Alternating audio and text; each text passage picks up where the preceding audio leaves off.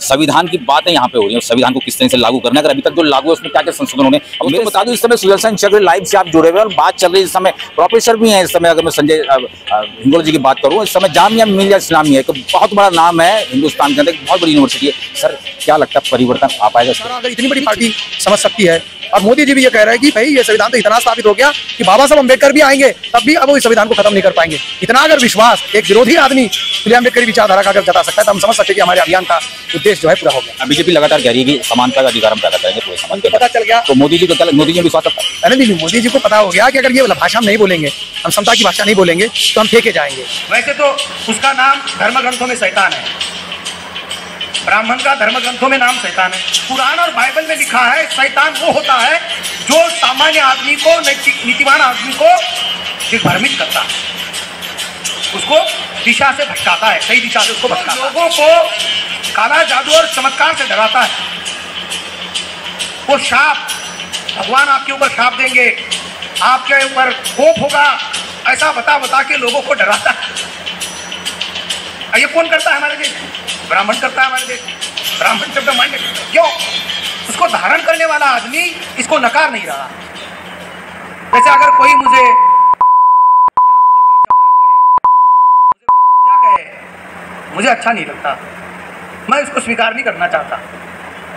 लेकिन ब्राह्मण को अगर कोई ब्राह्मण कहे, ब्राह्मण इसको नकारता नहीं, क्योंकि वो इज्जत की बात है। सम्मान, सुरक्षा और संवर्धन के लिए कोटद्वार में हुआ क्लस्टर अधिवेशन।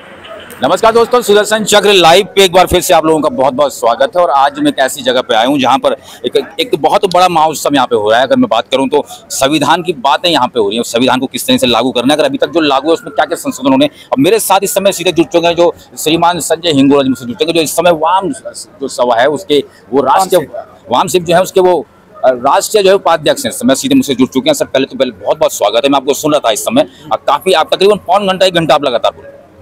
Thank you. क्या मकसद है, क्या आप चाह रहे हैं? जो BS4 है, जो संविधान है, सुरक्षा है, सम्मान है और संवर्धन है, क्या चाहते हैं, क्या इसको लेकर आपका जो प्रोपेगेंडा वो? ऐसा है, भारत में लोकतंत्र जो है बड़े अरसों के बाद स्थापित हुआ। वैसे लोकतंत्र की परिकल्पना भारत में ही पैदा हुई और सारी दुनिया में फैली, लेकिन यहाँ वो खत्म कर दी गई। तो अब जब दोबारा ये स्थापित हुआ है 26 जनवरी 1950 से ये जो है पूर्ण रूपेण लागू हो गया और 26 नवंबर 1949 को हमने स्वीकार किया भारत के लोगों ने, तो ये हमारे लिए अगर देखा जाए तो पुराना होते हुए भी एक नया व्यवस्था का दस्तावेज है। तो ये नई व्यवस्था स्थापित करने के लिए सामान्य जनमानस तक इसको पहुंचाना ज़रूरी है और लोगों तक ये चीज़ भी पहुंचाना ज़रूरी है कि जिन लोगों के हक अधिकार मनुस्मृति ने छीन लिए थे वह संविधान ने प्रतिस्थापित कर दिए हैं और उन हक और अधिकारों को हासिल करने के लिए उन्हें अपने अंदर संवैधानिक हुनर पैदा करना जरूरी है, संविधान की भाषा सीखना जरूरी है, संविधान की शब्दावली, उसकी टर्मिनोलॉजी और उसका प्रचलन हासिल करना जरूरी है। ये इस अभियान का उद्देश्य है। और इस देश में जो भी संविधान से लोग डाइवर्ट करने की कोशिश कर रहे हैं या हो रहे हैं, या संविधान की कोई भी चीज़ को लागू जो नहीं होते हुए हम देख रहे हैं, वो इसलिए क्योंकि कॉमन आदमी को इसके बारे में पता नहीं है। जिस दिन कॉमन आदमी को सारी व्यवस्था पता हो जाएगी, उसके बाद कॉमन आदमी अगर राजनेता गलत करता है उसको सह नहीं पाएगा, राजनेता की अपने वोट से व्यवस्था कर देगा और राजनेता जो वो राजनेता नहीं रहेंगे, सामान्य हो जाएंगे। उनको जो गलत कर रहे हैं उनको सामान्य करने की ये इस अभियान की मंशा है कि सारे देश के लोग अगर अपने हक और अधिकार का जो संविधान ने दिए उसका सही उपयोग करेंगे, जानकारी रखेंगे और जानकारी का सही समय पे उपयोग करेंगे तो व्यवस्था सही हो जाएगी और संविधान पूर्ण रूपेण लागू करने का जो अभियान हम चलाना चाहते हैं उसका उद्देश्य पूरा हो जाएगा।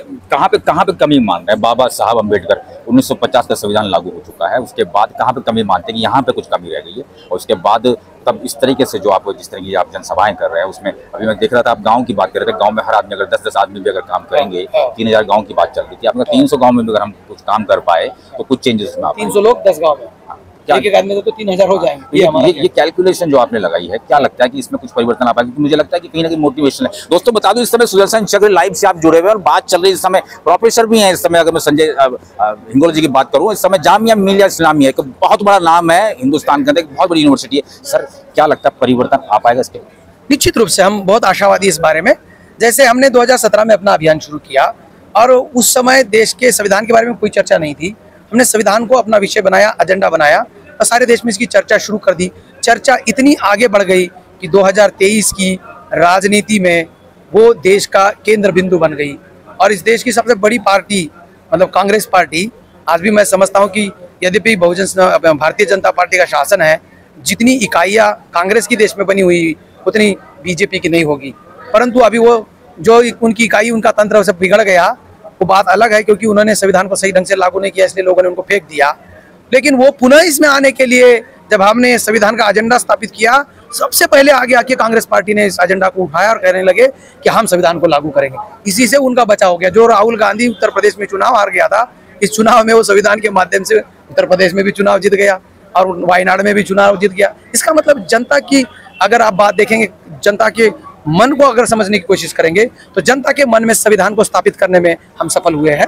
और ये 2017 से लेकर के 23 मतलब 6 साल के अंदर ये एजेंडा सामान्य आदमी का एजेंडा बन गया है। और भारत का संविधान जो है एक ऐसा दस्तावेज है जिसके ऊपर कोई डिस्प्यूट नहीं है। अनडिस्प्यूटेड एक एजेंडा, अनडिस्प्यूटेड एक किताब है जिसके तहत भारतीय समाज चल रहा है। और भारत के देश में जो आज की तारीख में जो थोड़ी बहुत शांति है वो संविधान की वजह से है। और इसको सही से लागू करने के लिए अगर हमारा इतना इशारा अगर इतनी बड़ी पार्टी समझ सकती है, और मोदी जी भी ये कह रहे हैं कि भाई ये संविधान तो इतना स्थापित हो गया कि बाबा साहब अम्बेडकर भी आएंगे तब भी अब वो इस संविधान को खत्म नहीं कर पाएंगे। इतना अगर विश्वास एक विरोधी आदमी फुले अम्बेडकरी विचारधारा का अगर जता सकता है तो हम समझ सकते हैं कि हमारे अभियान का उद्देश्य जो है पूरा हो गया। बीजेपी लगातार कह रही है कि समानता का अधिकार हम पैदा करेंगे पूरे समाज के अंदर। पता चल गया तो मोदी जी को क्या, मोदी जी विश्वास रखता है? नहीं, मोदी जी को पता हो गया कि अगर ये भाषा हम नहीं बोलेंगे, हम समता की भाषा नहीं बोलेंगे तो हम फेंके जाएंगे।